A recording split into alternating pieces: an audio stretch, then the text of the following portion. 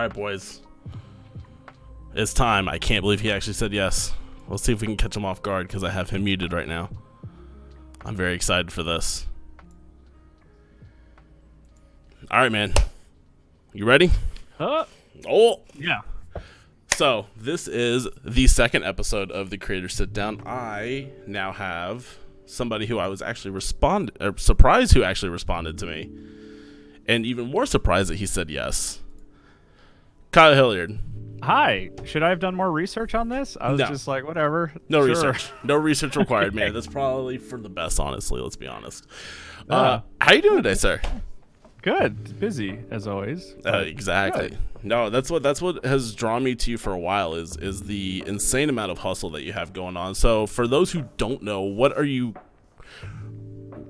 where would people have known you from, and then what are you doing now? I guess let's get through the currents.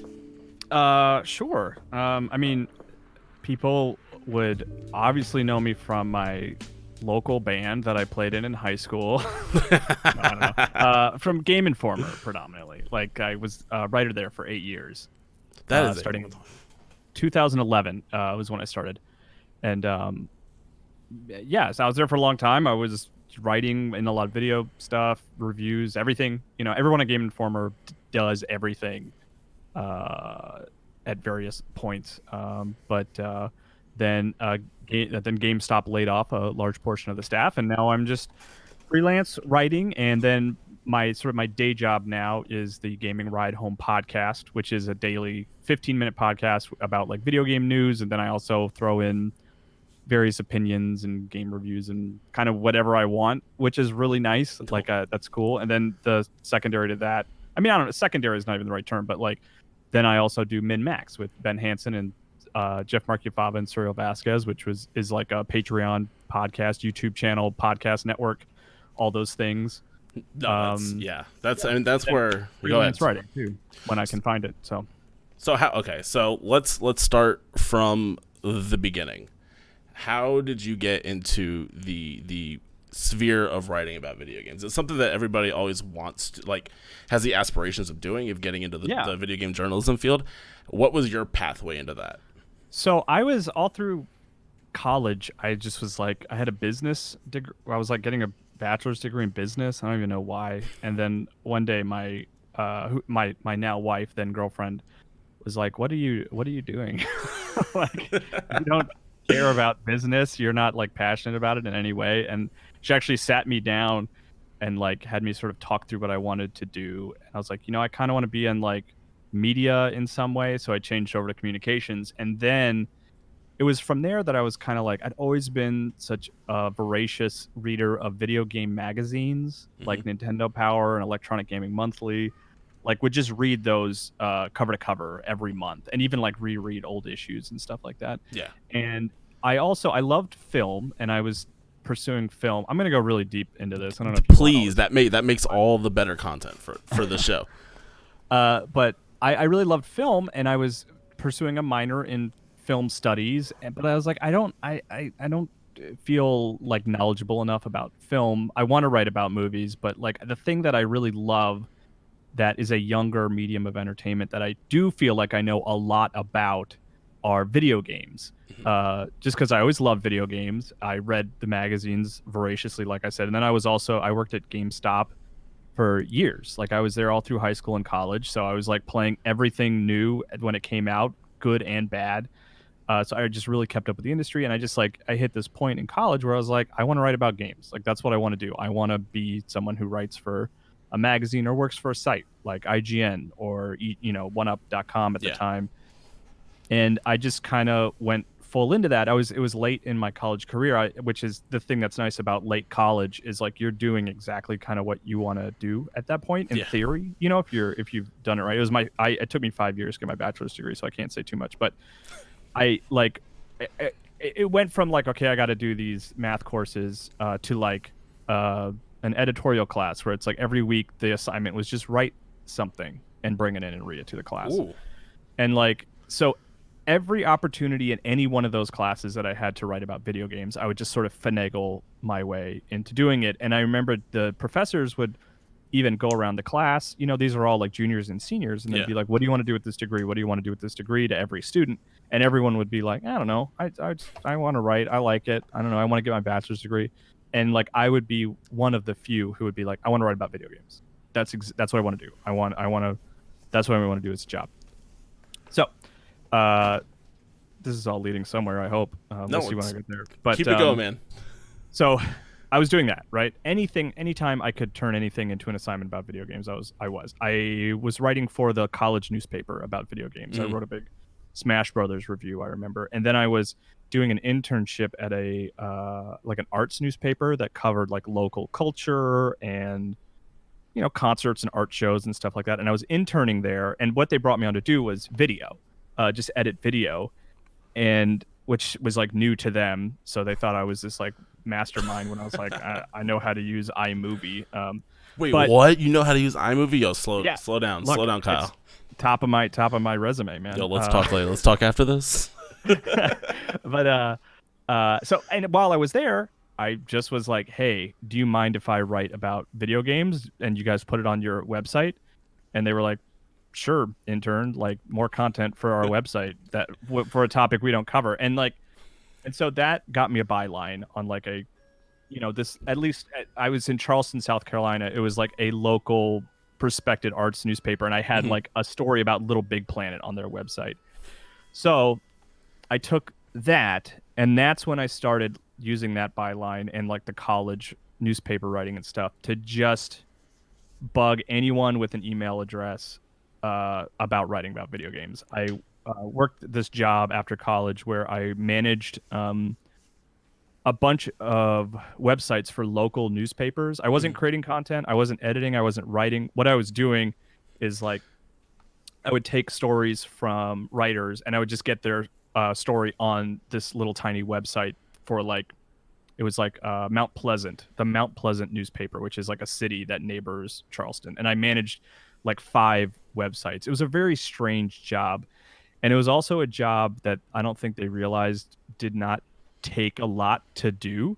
Like I was just copy pasting content into like text editors, you know what I mean? So I would get all my work done pretty quickly. And then at work, I would just use that time to write about video games. Man. And I looked very busy because I was like basically being a full-time freelance writer, writing about video games all the time, emailing people, and like, but all my work was getting done. I mean, I prioritized that, but like, so, and I went to Metacritic.com and I went to literally every website that accepted reviews. And if they had a contact email address on the website, I emailed them. And it was always like, I want to write for free. I'm just looking for bylines. And then I did that for a while. And, I would get free games sometimes to do reviews or something like that. Oh my gosh, I'm talking too much. And then, I kind of eventually was able to start getting paid work from that because I had so many bylines on so many small sites that Games Radar was actually the first site to like pay me to write something. I wrote a story about Alan Wake. And then fantastic game. I love Alan Wake. And then the trick there was when Game Informer did have an opening, Andy McNamara just tweeted out, hey, send your resume here. I think one of the things that set me apart in that situation was I had a little bit of video editing experience because remember, I know iMovie pretty well. But also I just had like a million bylines for like 100 different websites just because I was writing for anyone who would accept content, And it's like I think I had maybe a few pieces that they liked the writing of, but I think they were just impressed with the output. Yeah, for sure. And that's kind of how I landed at Game Informer. Which was there for a while. That's a super smart way of doing it, and that's something that's really not appreciated now. And so recently, I've actually been. I don't know if you've heard of him, but Gary, I pronounced the name wrong. Gary Vaynerchuk, or Gary V. Where basically his philosophy is doing exactly what you did, right? Like, look, does this dude have an email? Does this guy have a Twitter account? You just hammer them with emails and DMs, asking to just do the hustle for work for free, and just to get something out there, right? And just get your name heard. And it's a tricky thing because writing for free is not preferable, and I don't recommend it. And like you should be getting paid for your work, but at the point where I was in my life, like I just needed bylines. Yeah. Like, and it's like it paid off ultimately, but like I do see that debate going online a lot now, and I benefited from writing for free, but a lot of people don't, and so I understand that fear of like you should get paid for your work, like you absolutely should get paid for your work, but I don't know, but for me I just wanted to write for anyone who would have me. And you wanted the published content. You wanted the Yeah. exposure. Seems like an apt word there, although I don't know if it fully fits. But Yeah, I mean, like getting paid in exposure sucks. Like it really does. yeah, I mean it's nothing like fiscal cash, right? But it ended up in your case, right? It ended up working to your benefit. Yeah, and I mean, like my goal wasn't exposure so much. I wasn't like, man, people can know who I am with all these bylines. It was like I just wanted to be able to hand a resume to an employer and be like, look at this list. Like that was more important to me than, I guess, notoriety. In that time though too, you start finding your writing voice. You start figuring out, what you want to focus on. Like it's a real for me that feels like it would be a smart move in order to get into it. And that's not the first time I've heard that story either. Yeah. Sure. Like, yeah. And I think hustle. Like the big thing, man, is just reaching out. Like even because like, I hit a point at Game Informer, like my work didn't stop there. It's not like I got the job and I was like, all right, well, now I can relax. Like the best thing I could do is just like, and one thing I pride myself on, like even during my time there, was like my ability to find people and just bug them, like just don't be scared to bug people, because the worst they can say is like, no, thank you. Yeah. In terms of tracking down stories or like trying to get interviews or anything, like never be afraid to just reach out and try, Yeah, no, for sure. So. I'm like, look, that's how I got you to actually talk to me. Let's be exactly. Real. Yeah. I mean, and that's you just shoot your shot. The reason I say yes is because like I think that like that's an important skill to have, is just ask. You know what I mean? Like, and most of the time, you'll either not get an answer, which is perfectly fine, or too. I got a lot of those. Oh yeah. So have I. Don't worry. Millions. So you were at Game Informer for 8 years. Yeah. How was Game Informer is a weird beast, right? Where it's pretty much like outside of smaller magazines, the only mainstream print magazine out there still for video games. Yeah, I mean, you could argue that. I mean, yeah, for video games, yeah, like undoubtedly. Well, we can talk about all that's magazines not true. too. There are other really great magazines, but like in terms of subscription numbers and stuff like that, it's hard to go against Game Informer. A lot of that has to do with selling the subscriptions in GameStop stores. Like those numbers are big because of that. Mm-hmm. But I mean, yeah, in terms of like even like international reach and stuff, like there's not a lot that can compete with Game Informer, which is like sad. I love video game magazines. I wish they were more vibrant and like wish they were like Edge and stuff like that, like an OXM. Like I wish I miss those days where I would like go to like Barnes and Noble and grab like 4 magazines, for like a road trip or something. I love that kind of stuff. Oh yeah, I was there too. It was always video game magazines, and then at the time it was always a bunch of snowboard and skateboard magazines. Those were my things. Oh sure. Right? Especially as a kid, we'd be going to road trips all the time and be like, yo, okay, so let's go get the new Transworld snowboarding, let's get the new Transworld skateboarding, because for some reason it was just those two. And then it was any video game magazine I can grab my hands on, just so I can get the features in there, right? This was like pre-internet days too. Where now I can just go on my phone and just read whatever I feel like reading and get any opinion I feel like getting. But I don't know. There's something I miss about print. It's a weird thing because like nowadays, like younger gamers, like they go on YouTube, they watch other people play games and stuff like that. But like there was an era where like the reason I was reading game magazines so much was because I was like, I'm learning about games that I will never see or play or touch or even see the second level of, just because like. You can't afford it. You can't find him. You can't just go online and look up the end of this game. It was like the only way to learn about that stuff was like just to read about it. And I remember like looking at screenshots and just being like, wow, that looks really cool. I'll never play that. Really wish I could play that. I'm glad I can see what the Wampas look like in Shadows of the Empire, because I won't be able to see those.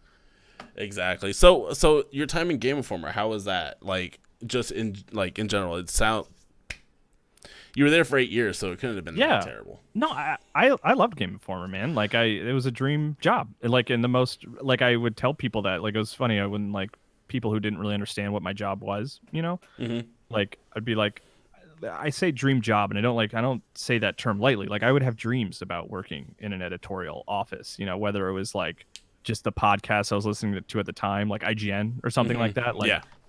so like I loved working in an editorial office, and I liked covering games, and it was great. I mean, like some people assume that like I hold a grudge against Game Informer because of getting laid off, but I mean I didn't get laid off by Game Informer. I got laid off by GameStop. You know what I mean? Like I'm still really close with everyone there, and like it was great. Like and at the time I was always very conscious of like, this is a very cool job. Like even in those days where it's like, I got so many deadlines and I got to play this game I don't want to play, and there's a cat in my screen.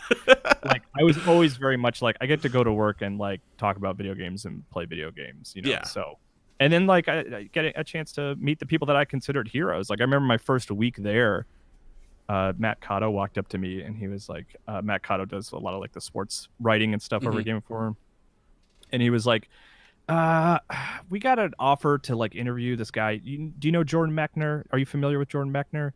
And I was just like, I just remember looking at him being like, yeah, are you kidding me? The guy that directed Prince of Persia: Sands of Time? Yeah, I know Jordan Mechner. And like, I'd love to talk to Jordan Mechner on the phone. That would be amazing. Please let me, please. Yeah, exactly. And like, I never took those opportunities for granted. I was always eager to talk to anyone who would be willing to talk to me.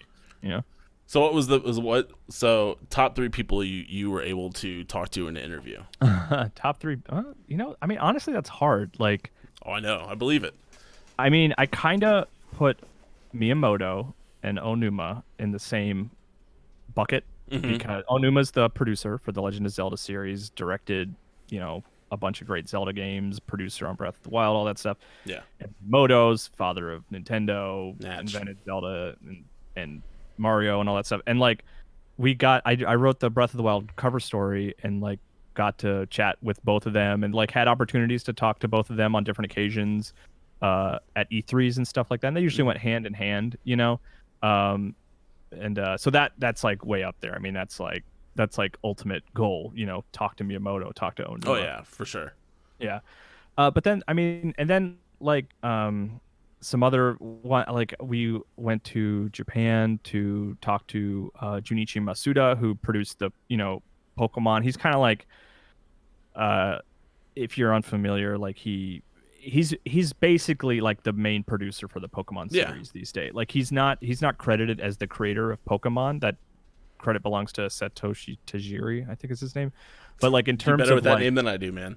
Yeah, I could be wrong. I don't think I'm wrong, but I mean, Masuda is like he took the series and ran with it, and he is in charge of it today. And going and just like talking to them in their office about the history of Pokemon was just super exciting. Oh yeah. And then I think another one that I have really fond memories of is speaking of Alan Wake earlier, is getting to meet Sam Lake, which is going there to do the Quantum Break cover story and just hang out with them in their studio for like 2 days. Like I even told them, like I was like, my first paid writing gig and the first game that I ever received early in order to like write a feature about was Alan Wake. So like it's a fun like circle to end up here and talk about Quantum Break with you guys, so. But yeah, I mean, there's so many awesome. Everyone is always amazing to talk to and exciting. Like I remember when they announced Samus Returns, the 3DS game. They announced it like at E3, and I had just the way they do this with E3, that show that used to happen every year. Oh, we'll get to that. Don't worry. Yeah, but so I just had because what you do is like I was set up for an interview. I was like, all right, on Wednesday I have a Nintendo interview at 3 p.m. I don't know what it is. It's just going to be something. And then they announced Samus Returns, and then I get an email that's like, okay, now that Samus Returns is announced, we can tell you that you'll be talking to Mercury Steam. Oh yeah, and the director of Super Metroid will be sitting in on there too. I was like, oh, God. And it was funny because it was like, I was like, I didn't even have questions for him because I was like, I didn't have any time to prepare. I was just like, it's like I got the email. I was like, well, I got to head over there and go talk to him, and maybe I can come up with. We'll figure it out. Figure it on the fly. So how many E3? How many appointments do you have that are like that, where it's just like you're gonna go talk to this company, but we can't tell you what or who you're talking to because it hasn't been announced yet, right? It's pretty rare, honestly. Like every show, I might have like one or two.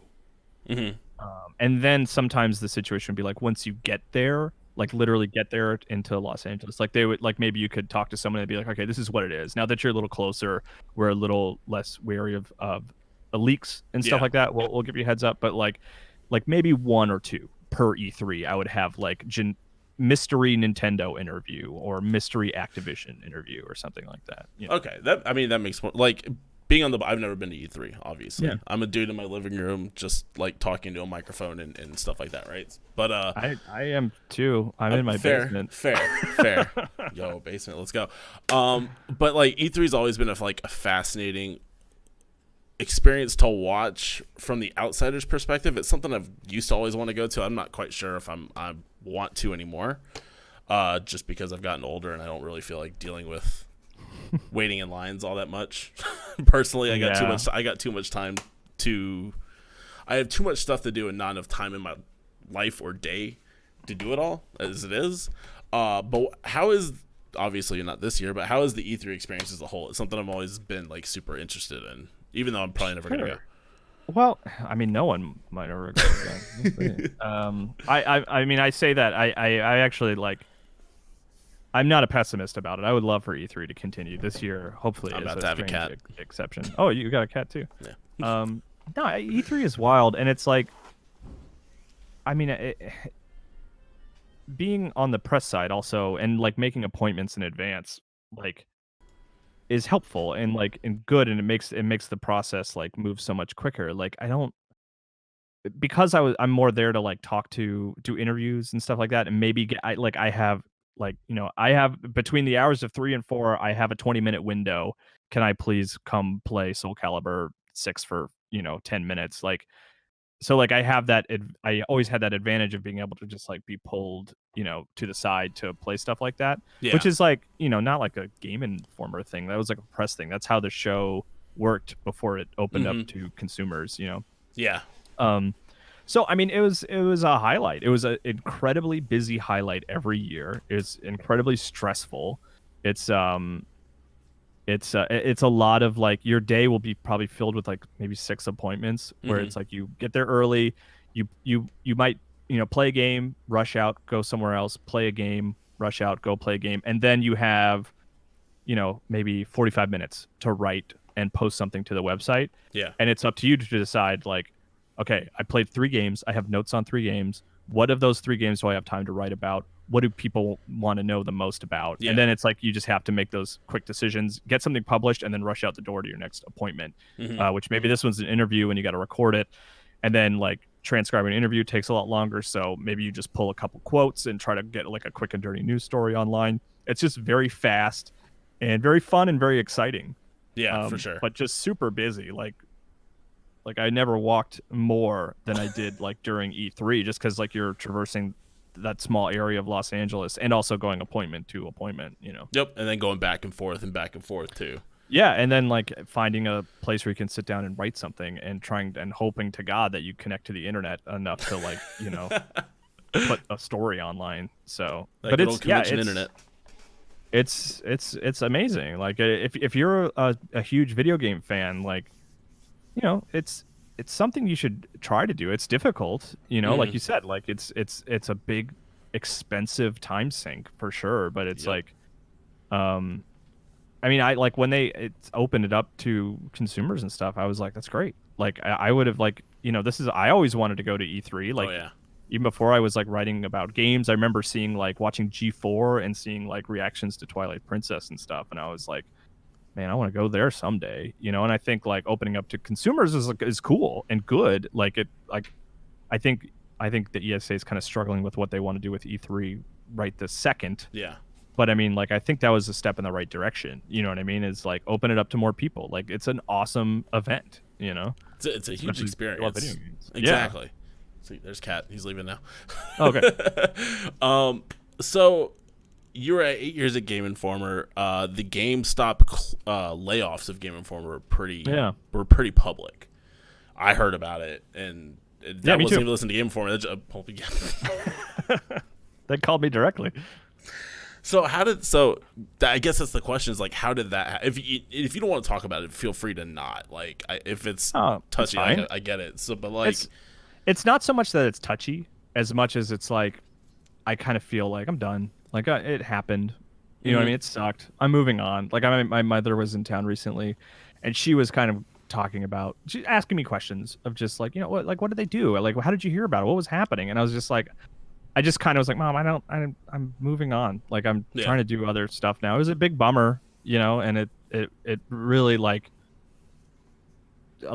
just changed the way I feel about like employment and like feeling secure in my job and stuff like that. But Hmm. like that's just a lot of people are laid off and it sucks, you know. Yep. Yeah, I don't know. I wish I had more like compelling lessons I took away from it or No, something. like, you look, know? at the end of the day, I mean, it has to super suck, but Yeah, and it was just, you've I mean, the big thing was it was unexpected. I don't think it was mhm. handled the best way, just in general, and like Well, from it's the just, outside, it just appeared to just, and I'm sure it was for you guys too. It was just out of the yeah, blue one day. It's like, hey, Game Informer just had huge layoffs, and we're like, yeah, I was just like, wait, what? yeah. I Like, mean, we got the sort of proper, like normal, phone calls. I wasn't in the office that day. But many of us who were laid off were not in the office that day. Those who were called into an office and explained the situation. I was given a phone call from home, and it was really unexpected. And I was like, I just didn't even know what to do with myself. And then eventually went back there and met up with everyone and mhm. cleared out my desk and stuff. But yeah, I mean, it was tough. Yeah. No, I believe it. It's never like getting laid off. Just period is tough in its own right, but let alone from something that you considered basically a dream job at that point, right? Yeah. Yeah. Yeah. I mean, I wish I almost were a little jaded about the job because then I'd be like, well, at least I can move on. Yeah, I right. was like, I liked that job. You're like, man, that just sucks. I don't even have I anything will, to talk about. but I will say like months removed. I'm with like 6, 7 months now.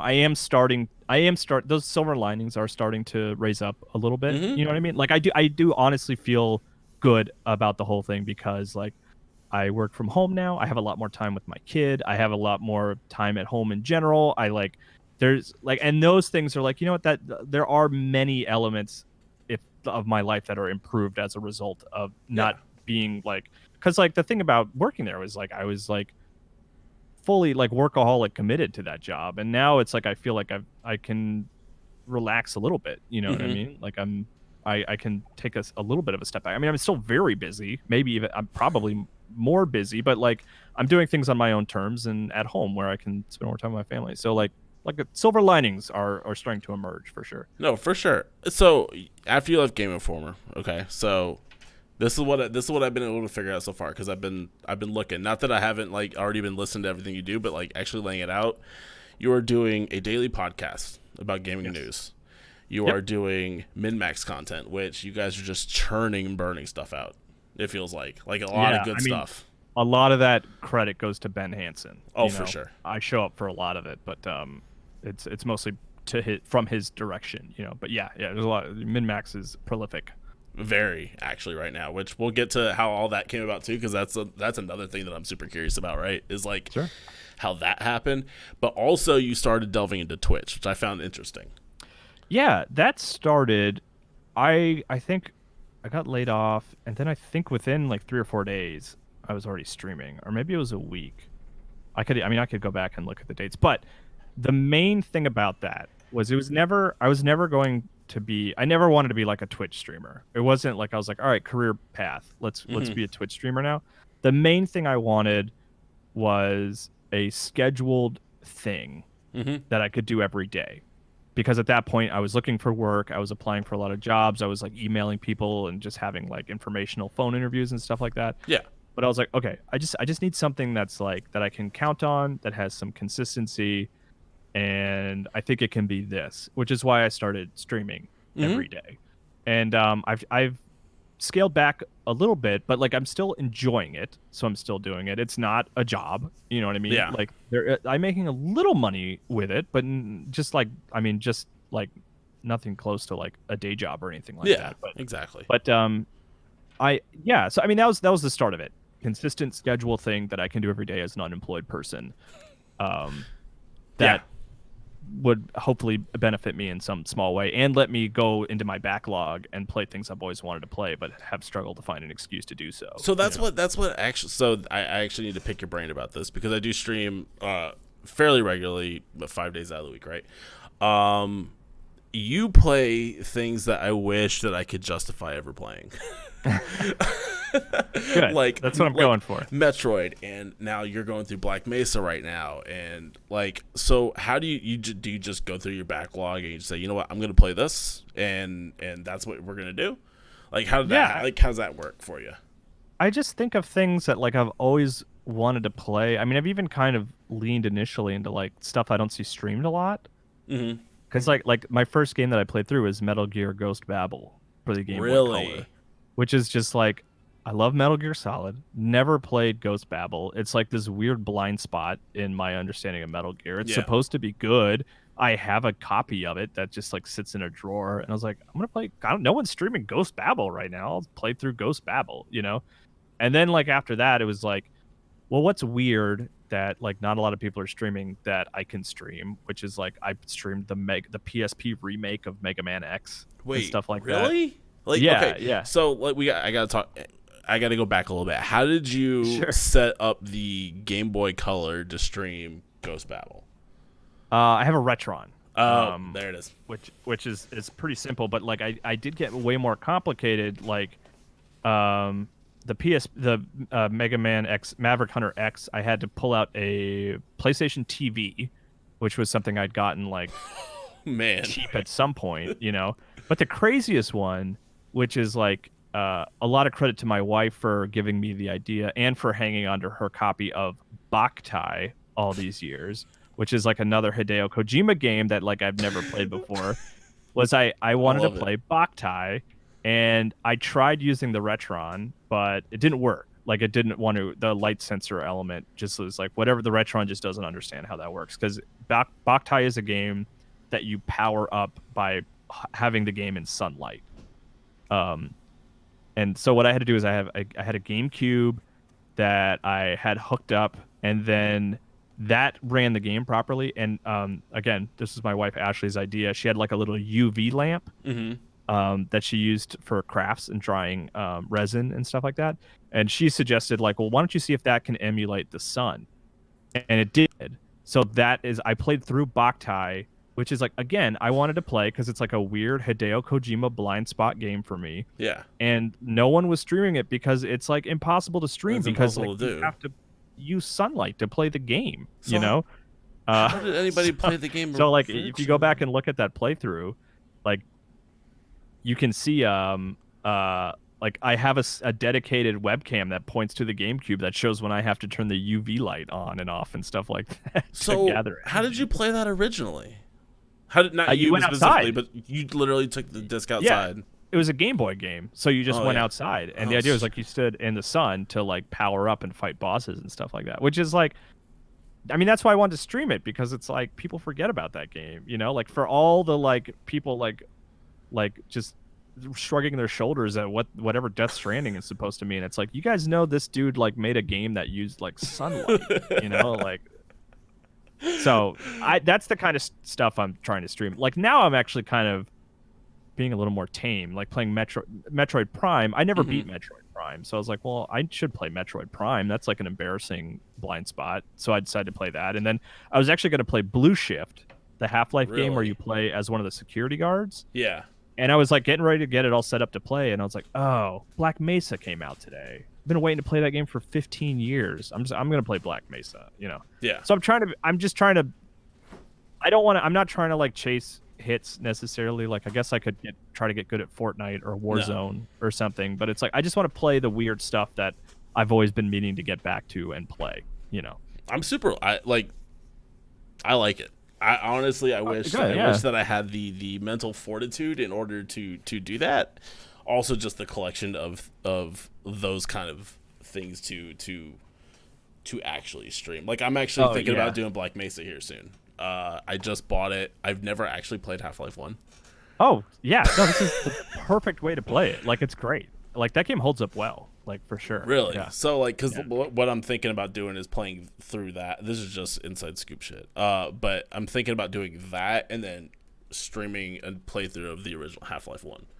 And seeing where Black Mesa and then seeing where the consistencies or inconsistencies are between the two of that. So that's just kind of what I got floating around in my head right now. I'm trying to break out of that mentality of like I need to do things to grow. Yeah, Um, just play what you want. I kind of feel like is the it's best so hard approach. because I want to be the best Yeah. at what I try to do, and I don't know. It's a weird mental barrier that I'm trying to break through right now. Sure. Yeah. Honestly, if I can get rid of playing video games altogether because I'm trash at them, I would. I love video Well, games. Don't get me wrong, but the best way to get better at them is streaming them. I think. I guess I don't know. My chest. Then you're like on the hook like then and there. You know, yeah. It's funny. I think streaming has helped me play video games on video a little better. Like we did it at Game Informer all the time, like constantly. But we rarely stuck with single games. Like we usually we played an hour or something every week to week, you know.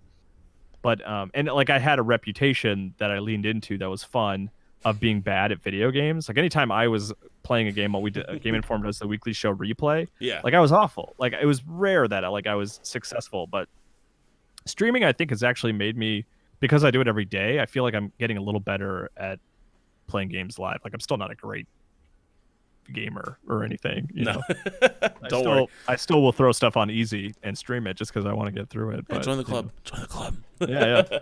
Except we're grown-ups. I'll do it off stream, and I'll just be like, look, I put it on hard at the very beginning. I'm gonna go take a break real quick, and then flip it down to easy real fast and make it look like I'm real good. Oh, don't lie. That's the Giga Brain plays. No, they all know. They all know.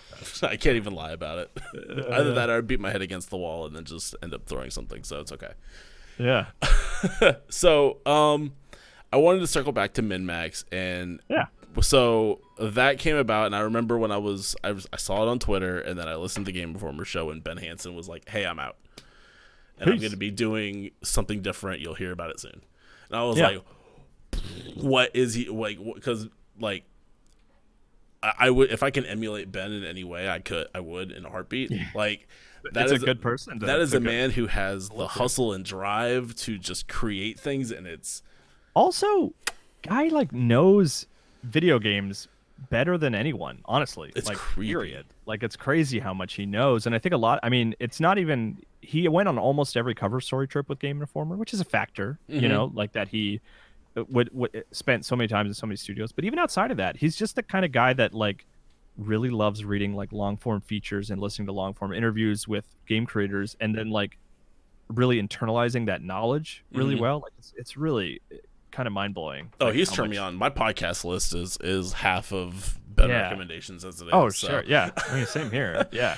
So how did how did he approach you about starting min-max? Like, hey, we're going to be doing a crowdfunded Patreon thing, which is scary in and of itself, right? Because at that point you're relying on fans to financially support you, which in and of itself is just a crazy thing in the nowadays medium of being able to do something for yourself and then people just giving you money for it because they love what you do. Yeah, I mean it's an intimidating thing because we want to make sure we're not like taking advantage. You know what I mean? We really want to try to do what people want, but then it's like there's that line you have to toe of like, well, we don't want to listen to community feedback exclusively because we want to be able to surprise people and like, you know, but yeah, I mean, how it came about, the layoffs happened, which obviously changed a lot of the way things worked at Game Informer, you know, like even the people who are still there, who are doing great work and working hard, like it just changes the tone of the whole business. And I think Hansen was ready to do something on his own, had been, you know, I don't even know that he wanted to do something on his own necessarily before then, but when the layoffs happened, it just kind of like lit this spark for him where he was just like, I want to not be working for a corporation if I can help it, you know, and I want to be, and he also like the other thing that's important to him is just like community engagement and like talking to the community directly and I think, and for him, like the best way to do that was to just make his own thing. And he also, as a video producer, just has the technical knowledge to figure out all that stuff. And I mean, you'll ask him and he'll just say like, oh, I Googled everything, you know, to build my studio. But I mean, like he knows that stuff. I mean, he set up Game Informer's studio, you know, like, and then it was just a matter of like talking to us, the people who were laid off, and to say like, you know, hey, this is something I want to do. Are you interested in being part of it?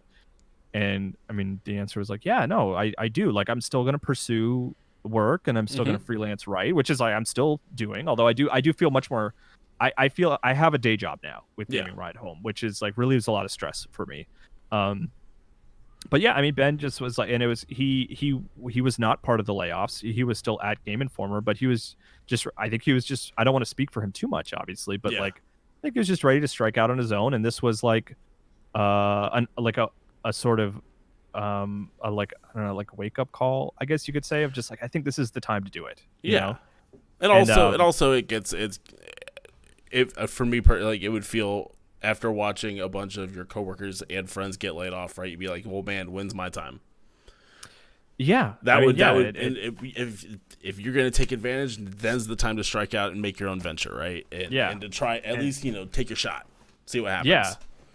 And like, like I really credit Hansen with like a lot of it. Like he bounced ideas off of me and Soriel and Jeffem and others, as well, who were like maybe not as involved as the rest of us, but are still like interested and help out and like want to be part of it. Like JB Gwaltney, like he's doing his own thing. He's in a whole new world, but like he's friends with us and like, has feedback and that kind of thing. And and Ben, started it up and he built the studio, and I just I show up and try to bring ideas and be present. Well, what you guys have is something that's it's almost like what Kind of Funny did back in the day, right? And it's like just a bunch of friends that are just hanging out and making cool stuff. Yeah, I mean, we talked to those guys for advice, and like that's definitely like a template that we looked at. And but when I say we, I mean Hansen. But like,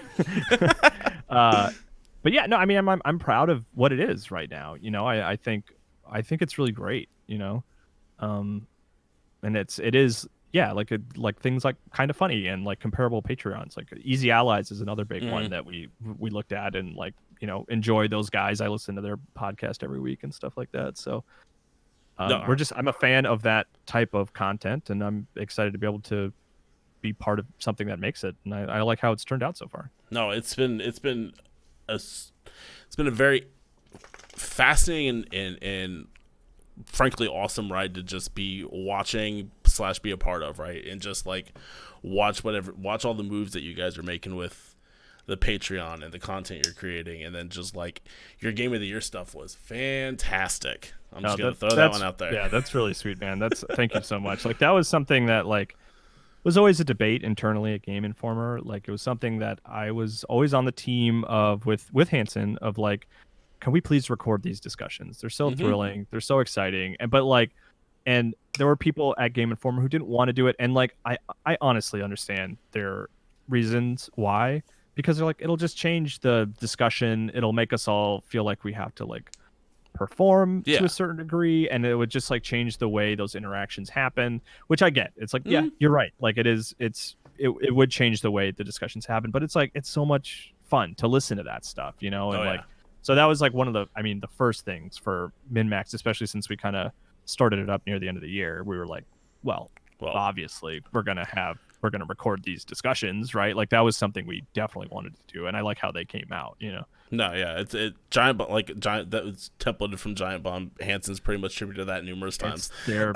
best content of the year, It's like I cannot wait for the end of the year. I cannot wait for the end of the year now, because now I don't even have Giant Bomb, but I have MinMax to listen to too. I got easily like 40 hours of content just right there alone. It's amazing. That's too much. It's too much. No, it's perfect. It's perfect. It gets me through a whole work week.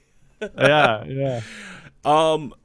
So you're also doing the Gaming Ride Home. Yeah. That is literally a daily podcast that is just a perfect roundup of news stories. It feels like that I'm like, oh, I love everything that you do, but I actually do, right? Like ever since Surely that there's came a out, ruview I wrote at some point that you disagree. I'm sure there is somewhere, but you know what? At the end of the day, did you email me about Skyrim VR? Was that you? No. Hey, I don't like Skyrim very much. I know. I'm keeping that a secret still. But Gaming Ride Home has actually now been a super staple in my podcast repertoire, literally from my ride home, right? It's like the perfect length for me to get home. I don't have the time to digest gaming news like I used to even 2-3 years ago, right? Yeah. Just more busy at work, and then like planning out the YouTube stuff and planning out the Twitch stuff and trying to figure all that out in my head and writing everything out and building graphics and stuff like that. Like I just don't have time for it anymore. Yeah. So it's like the perfect digestible hit of what I'm looking for the way home. Good. So who approached you and was like, hey, let's just do 15 minutes and you're just going to talk about what happened today in gaming, and like it's going to be awesome. Also, the ad read was brilliant. I'm just going to throw that out there. The ad read? Yeah, when you do your ad right in the middle of it, your tweet is like, I feel like a real podcaster now because I had to read my first ad by myself. I was going to say. Yeah, man. So I'm going to read Squarespace ad soon. I'm going to lose my mind. I can't wait. Labs. Okay, yeah, no, I'm happy to hear all that, because like that's the goal for Gaming Ride Home. It's like just a roundup of everything daily. Like I think if I weren't creating it, I think it is something I would be attracted to listening to, just as like a catch up, Yep. And so it was not my idea. So Ride Home Media is a company that's been around for about a year, and they were looking to add a gaming show to their collection. They currently have like a tech show, which covers like technology and like tech meme, it's called. They have a celebrity gossip show. Or celebrity news. I guess gossip is kind of a negative term, but it's like celebrity news. And they also have like a politics election 15-minute daily podcast. So a few months ago, they just reached out to me with a Twitter DM, and they're like, hey, this is what we are. And one smart thing they did was send me a bunch of articles about the growth of their network, and like show like, hey, we're like a legitimate company that has like investors and stuff like that, because like I'd never heard of them, like I had no idea who they were. So I honestly think it was very smart of them to be like, hey, we wanted to talk to you, by the way, here's like some articles about the company if you want to know about us. But it was their pitch of like, hey, we do 15-minute daily podcasts about various topics. We want to do one about video games. Are you interested? And like, my initial reaction was like, I think that's a really smart idea. Like, I really think, I think it's a genuinely good idea. I think one of the hard things about making a podcast today is like coming up with original ideas that set you apart. Because there's a lot of shows, I mean, like MinMax, where it's just like 4 people who are friends who talk about a topic that they're passionate about. Like, I listen to a lot of those, Blank Check is one of my favorite podcasts. But I mean, the pitch for it is that it's 2 friends who talk about movies. Yeah. You know what I mean? So it's like, and I felt like Ride Home was something new, like an idea that I hadn't really considered or heard before necessarily. Yeah. And then just talking to them more, I mean, their big thing was like, which I really like, was they're like, we want the show to cover, a daily roundup of news. But I mean, outside of that idea, like, it's yours to do with what you want. You know what I mean? If you want to have reviews or something in there, like, you have 15 minutes of data fill. You can try different things and do different things, as long as you like stick to that idea of, daily gaming news roundup, which is, and like, they've been great. Like they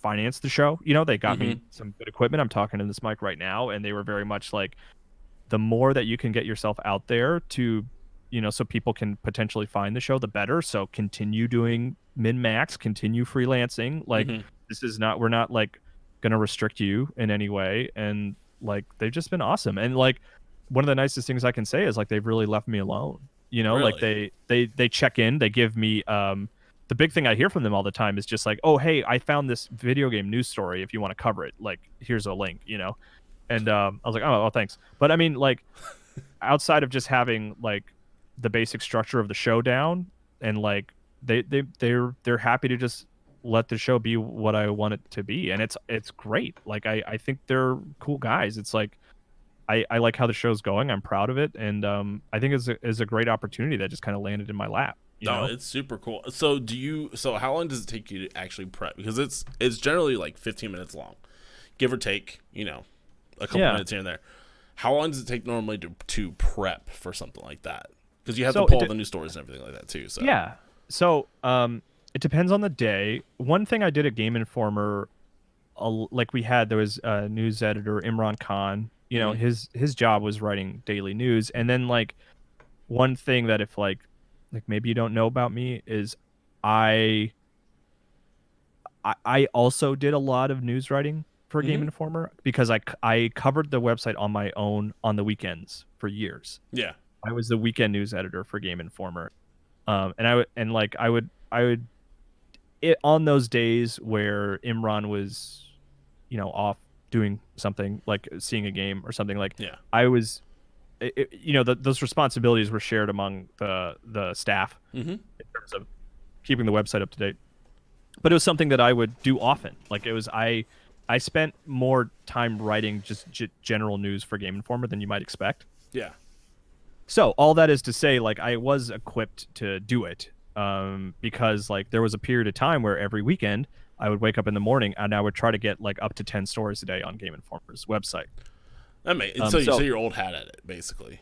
Yeah, a little bit. So like, I mean, my day to day now is I wake up and I get the kid to school, and then I usually write like what would have been the equivalent at Game Informer Mm-hmm.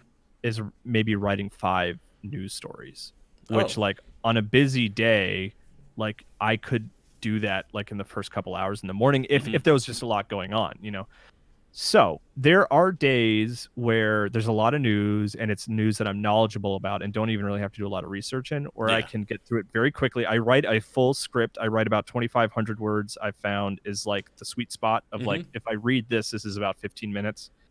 But then there are days where it takes longer. I might be struggling to find news that I think is worth covering. It was funny. Wednesday, which I guess yesterday. Mm-hmm. There was rumors that E3 was going to be canceled on Tuesday night. Yep. And so I woke up and what I wrote was a big piece that was like, here's all the rumors, here's all the tweets from various people, from the Jason Schreiers and the Patrick Klepeks and the Mike Futters, But then of like E3 is going to be canceled. So I wrote that and that was like a big thing. But then at like around 11, it was like, okay, E3 is canceled. I was like, all right, well, I got to throw all that out because like there's no point in me saying like, well, rumors are circulating that it's like it's done. It's done. And I had actually talked to Mike Futter, who was a former news editor at Game Informer the night before, because he was tweeting about it as well. He was tweeting like, I have sources that are saying that E3 is being canceled, and I basically messaged him and I was like, hey, do you mind like calling in for me tomorrow so we can talk about this? Yeah. And he was like, yeah, that'd be great. And I was like, let's just wait till it's official. So basically, like once it was official, I threw out a bunch of stuff I had written and called up Mike and we chatted about it for a little bit, and then got the episode done. But like in general, I'm usually done with writing and then recording and then editing the audio by about like 3 p.m. Central Time. Man. But then I'm also prepping ahead of time sometimes. So like it may seem like a short day from the outside, but like it's a full-time job. Yeah. It is a full-time day job for sure, So how's that balance? So between still freelance writing, between gaming ride home, between MinMax, and you have a family, and streams, how is that juggling all of that? Because like, I don't do nearly half as much as you do, and I struggle with that sometimes. I'm not gonna lie to you. Oh. Between juggling family and everything else. Sorry, I lost you there for a second. You're just asking about like my schedule and how absurd it is. So you do all these things, and you still have a family to juggle. Not juggle. That sounds super pejorative, but like they're a priority. Hang out with, right? They're always a priority. Yeah. And where do you find the time in there? So my general approach. I had a busy week last week because I was reviewing something for IGN, which I still like to do when the opportunity arises to like review something. I like to play games that like maybe I wouldn't have played on my own. Like I probably wasn't going to play One Punch Man on my own, but like I liked having like an excuse to like play it. Yeah. But I mean, my general approach is I try to, once I get my kid from school, I try to leave that like as work free as I can. Which is not always possible. I mean, there have been times where we're all hanging out together and I might be writing something, but I'm still trying to be in the same room as them and stuff like that. But that's kind of the loose approach, is like I work like 8 to 3, and then try to prevent as little from bleeding over as I can. But it's inescapable sometimes. And then for Min-Max, I stay. Like my day's a little longer on Wednesdays because like I'll record Min-Max and Tuesdays now and stuff like that. So, but it is. I mean, it's a scheduling nightmare. to say the least. Like, Yeah. I do always admire anybody who's doing this as well as having a family, because family is always going to come. Like, Yeah. unless you're like not a great human, like your family should come first, I would think. Oh, that's a Coke Energy. How is that? That's total side It's tangent. awful. Is it really bad? It's bad. I heard that it was I'm bad. tired. That's fair. Yeah, it's I have a fine. bang floating around somewhere. Those are also bad, but they work. That lost my Yeah. train of thought. Crap. Oh, It's just prioritizing family. Yeah. I mean, I try to. Yeah, but my wife is also someone who does a lot of additional work outside of her day job too, and we both enjoy it. We both like doing that extra kind of work and stuff like that. So it's just a matter of working together to schedule things. We have which is something that she implemented and is very smart. Is like we have a very detailed digital calendar that we both share, that we are very like we try to fill it with specific things, like our conversation tonight, like that was on the calendar, you know what I mean, and like to be prepared for that and stuff like that. It's just a matter of like both having access to a schedule that you can both see and sort of work together on. I'm gonna have to text the wife. I'm gonna have to get on the wife with that, and we need to do that. Yeah, I mean, honestly, it's like, I don't know if you're an iPhone user, but like It's pretty easy to share a calendar, and it's like it's something that I was resistant to, just because like it's just because like I don't know, it's like an extra thing to write down, But like after months and months of doing it, it's like, oh yeah, this is like incredibly beneficial, and you're absolutely right. Like it turns out just remembering that I have a doctor's appointment on Thursday like isn't enough to like make sure we figure it all out. No, for sure. We are approaching the hour. Yeah, I had one last question for you, and it's something that I'm circling back to yet again: the cancellation of E3. Yeah. So with COVID-19, you're seeing everything get canceled. Overwatch League for the next 2 months got canceled for their live events. Disneyland is canceled, which is crazy. That part is wild. actually crazy to me. Yeah. But E3 is canceled. Arguably the biggest gaming show of the year. Now it's not unknown that the ESA and E3 has had some rough and tumbles here. Tricky. Yeah. But E3 being canceled, how do you like? I literally thought about this as I was listening to Gaming Ride Home yesterday.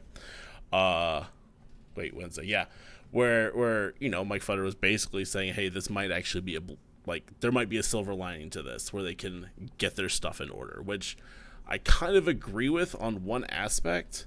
I also can see that if publishers, which it looks like everybody's going to be doing something digital around that time, like a video of showing off, you got to show off your new stuff, right? It's all the PR, it's the PR marketing that you got to make sure you still get out if you do it around the same time. I mean, my question has always been though, like, does it have to be that second week of June? No. Does it have to be all at the same time? I mean, if I were a smaller publisher, I wouldn't want to be, fighting with Nintendo's Breath of the Wild 2 announcements.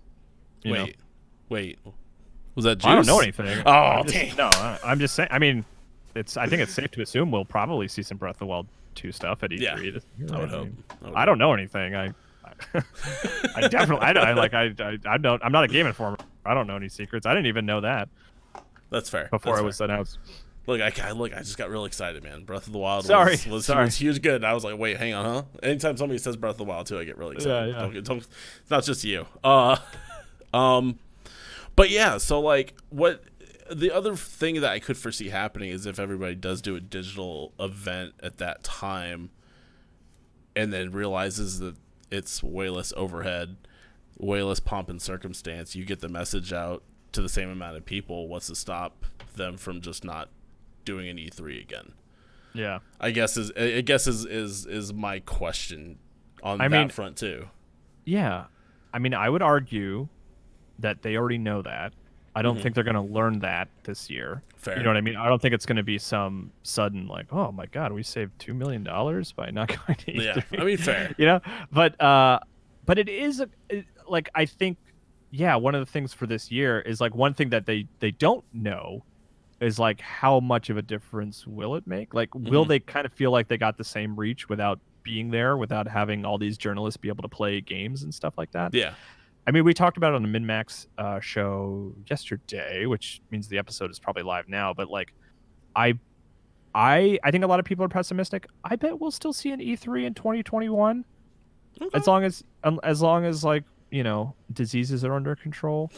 But I mean, fingers crossed. Like it's Yeah. crazy how big this thing has grown. But I have a prepper stash now. The wife, the wife has been getting nervous about the COVID-19. They actually just canceled schools here about 3 hours ago. Here in Atlanta for the next foreseeable future is the terminology used. So basically, after that, she's like, "Yo, we gotta go get like canned foods and like toilet paper and all this crap before things start shutting down." Because like schools, I mean, schools are going. It's only gonna be a matter, people. Other places are gonna start like saying no, like we're not gonna open because of this or that. Yeah, but I mean, but in terms of E3, I mean that's a whole other issue. Yeah. Yeah, I don't know. I feel like whatever the future of that show might look like, I think it's going to be closer to like a PAX. Mm-hmm. You know what I mean? Like where there's going to be a lot of exciting and fun stuff, but fewer announcements and big reveals where like those will be saved for Nintendo Directs and sort of things comparable to Nintendo Directs from other publishers. But like I think there will still be an event that will be a destination for people who like video games or people who write about video games. Yeah. But yeah, I mean, but I think I could even say with confidence right now that like if E3 went away and it was just all digital conferences online and stuff like that, like I feel like the impact would still be almost identical, in terms of big news and stuff like that. Yeah, it's tough to say. I don't know. It's going to be an interesting time of year anyway, especially now that it's not happening. Yeah. Now we'll actually see numbers. My curiosity is like, people have been planning announcements for maybe even years at this point to happen during that second week of June. So now the question is like, well, now what? Do we just stick with that plan but not travel to Los Angeles and do something online? Or do they look at it and be like, well, we can show the Harry Potter Avalanche game 2 weeks after, like 2 weeks before it comes out. We don't have to show it in June, I don't know. I'm curious. My hope is that we still get a fun week of big crazy video game announcements all packed into one place, just because that's fun. But that's more of just like, that's not even like I don't even know if that's like a consumer friendly way to do it, as much as it's just like, as a person who likes to watch the video game industry, I just think it would be fun to see a bunch of stuff happening at once. And not only that, you're coupling that with new console stuff too, and Microsoft was supposed to be blowing it out this year with that. And then, from what they were saying on Twitter, anyway. The big question there is like, are they still coming out this year? You know what I mean? Yeah. Oh, yeah. We'll see. I don't know. It's gonna be interesting. It's interesting times ahead. It is crazy right now. Yeah. We'll see. I'm watching it. I'm watching what you're gonna be invariably, hopefully, tweeting about it anyway. Yeah. And also on MinMax as well. Yeah. No, I mean, yeah, we'll be talking about it. For sure. Kyle, you've been a pleasure. An honor, even. Yeah. Somebody who I've been listening to for literally years. Like I'm not like listening to. You're not annoyed by my voice yet? Never. Never. Where can people find you? Here on the internet. I hang out there a lot. Big fan hanging out by twitter.com. So I don't know where I'm going with that. I am at Kyle M. Hilliard. I also am running the at Gaming Ride Home Twitter account. And then there's the podcast at Gaming Ride Home. Well, just Gaming Ride Home, which you can wherever you listen to podcasts. And then MinMax is a podcast as well. The MinMax Patreon, patreon.com/MinMax 2 N's. I write random freelance things, which you can see me tweet about. And then here on Twitch, I'm Kyle Impersonator, and I stream like 3 times a week.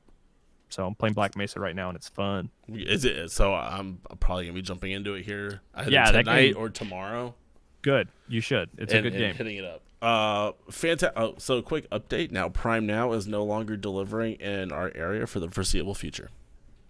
Really? Nope. You're in Atlanta? Nope. Crazy. Boom. All right. Well, good luck getting. I just dated myself. Deliveries. Hey, whatever. It's fine. It's fine. Wild. We're okay. prepped. Once again, super humbled. Thank you, man. I really appreciate it. No, And- I'm happy to do it, man. Like I and- said, and- it's always worth asking. You know, try Which, to. that's all I try to did. be nice. I just asked. I just asked the question. Oh, I know. I assumed you'd be paying me a substantial amount. That was I just mean- implied, right? We'll talk about that after. Shh, shh. Calm down. They don't have to know that. They don't have to know that. Kyle, thank you very much. Yeah. Have thank a you. fantastic night. Everybody go follow this man. I'm pointing at the wrong side. Legend, based Me. off the overlay. Go follow Kyle. There's my cat again. He's amazing. Once again, thank you. You can follow me on Twitter at Nadnerb. That's NADNERB, or follow on Twitch or on YouTube, which that button's up there somewhere, I think. At Nedley TV. no way of knowing. I can't figure that out. Shh. Have a fantastic night. I will talk to all of you later. Kyle, we shall talk again, hopefully at some point. Sure. Yeah. Yay! All right, cool. See you, man. Thanks. Bye. Bye.